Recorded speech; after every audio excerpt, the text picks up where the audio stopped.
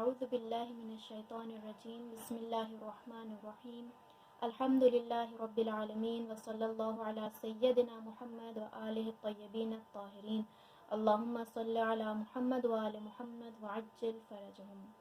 سب سے پہلے امام زمانہ عجل اللہ تعالی فرجہ شریف اور آپ تمام مومنین کی خدمت میں امام علی اور جناب سیدہ کے روز عقد کی دل سے مبارکباد پیش کرتے ہیں اور خدا سے دعا کرتے ہیں کہ وہ ہمیں حقیقی کنیزان سیدہ بننے کی توفیق عطا کرے اور ہمارا شمار اہل بیت کے نوکروں میں کرے انشاءاللہ۔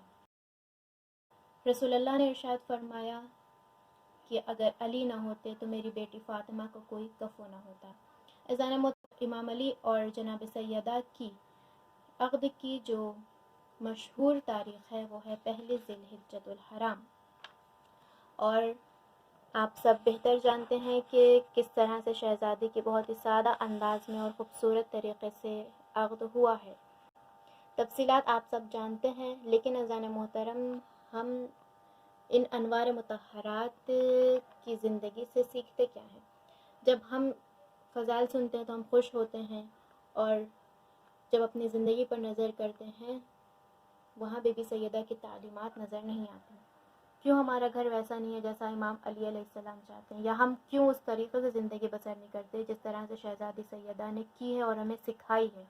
آج اس ویڈیو میں کچھ ایسے نکتے شہزادی کی زندگی سے پیش کریں گے کہ جس کے اوپر عمل کر کے ہم اپنی زندگیوں کو بہتر بنا سکتے ہیں اور اپنی دنیا اور آخرت کو سنوار سکتے ہیں انشاءاللہ۔ سب سے پہلی چیز جو ہمیں فاطمہ زہرا سلام اللہ علیہا کی زندگی میں دیکھنے کو ملتی ہے وہ ہے دنیا کی تجملات اور چمک دھمک سے بے توجہی۔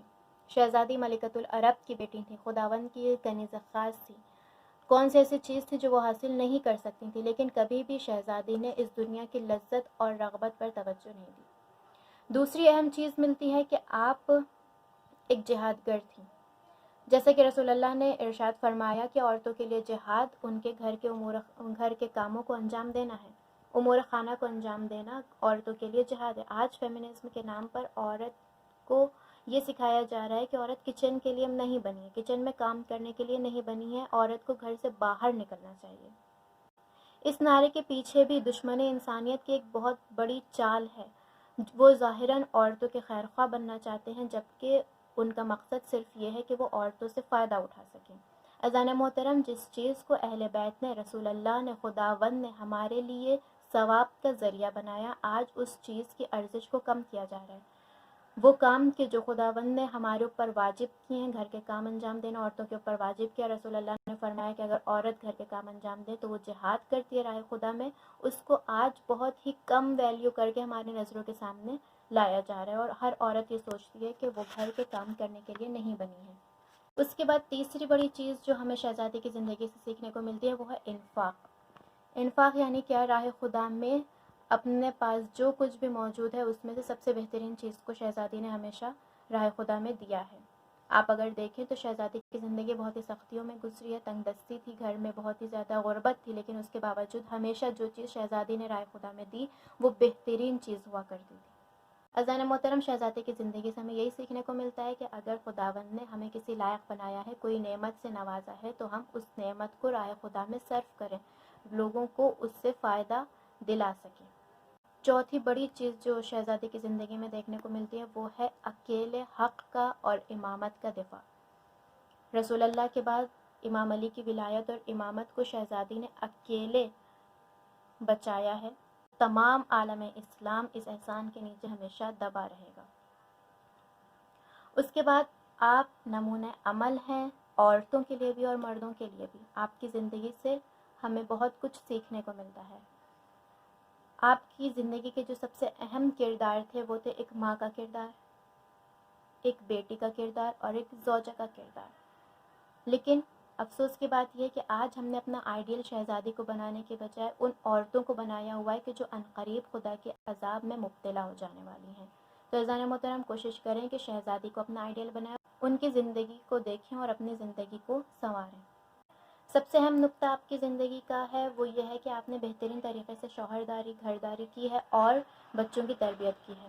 امام علی علیہ السلام فرماتے ہیں کہ جب بھی میں گھر میں داخل ہوتا تھا تو فاطمہ مجھ سے مسکرا کر ملتی تھی، اور ان کی اس روش کی وجہ سے میری تمام تھکاوٹ دور ہو جایا کرتی تھی۔ اذان محترم، ان سب کاموں کے ساتھ ساتھ شہزادی عبادت بھی رات بھر کیا کرتی تھی. رات بھر مصلی عبادت پر کھڑی رہتی تھیں اور عبادت کرتی تھیں اور دعا کرتی تھیں اپنے چاہنے والوں کے لیے. اور جب کبھی بھی عبادت کے لیے کھڑی ہوتی تھیں، ہمیں روایتوں میں ملتا ہے کہ ایک نور ساتھ ہوتا تھا کہ جو آسمان تک جایا کرتا تھا، اور تمام اہل مدینہ اس نور کا مشاہدہ کرتے تھے. یعنی تمام اہل مدینہ، مدینہ کے رہنے والے لوگ اس نور کو دیکھا کرتے تھے اپنی آنکھوں سے، اور سمجھ جاتے تھے کہ اس وقت رسول اللہ کی بیٹی مصلی عبادت پر عبادت کے لیے کھڑے ہوئی ہیں. ایک اور چیز جو آپ کی زندگی میں ہمیں مشاہدہ کرنے کو ملتی ہے وہ یہ کہ آپ کے آپ کے در سے کبھی بھی کوئی فقیر یا کوئی بھی اسیر خالی ہاتھ لوٹ کر نہیں گیا. آپ نے ہمیشہ فقیروں کی، تنگ دست لوگوں کی مدد کی ہے، بھلے ہی گھر میں 3 دن کا فاقہ رہا ہو. اذان محترم، کوشش کریں کہ ہم ان 14 ہستیوں کو اپنا آئیڈیل قرار دیں، اپنا نمونہ عمل قرار دیں. یہ دنیا ختم ہو جانے والی ہے، ہمیں اس دنیا کے لیے نہیں بنایا گیا. بس ہمیں چاہیے کہ ہم شہزادی کی زندگی سے سیکھیں تاکہ ہم اپنی آخرت کو سنوار سکیں. انشاءاللہ خداوند ہمیں توفیق دے کہ ہم کنیزان سیدہ میں شمار کیے جا سکیں. وصلی اللہ علی سیدنا محمد و آلہ الطیبین الطاہرین. والسلام علیکم ورحمۃ اللہ.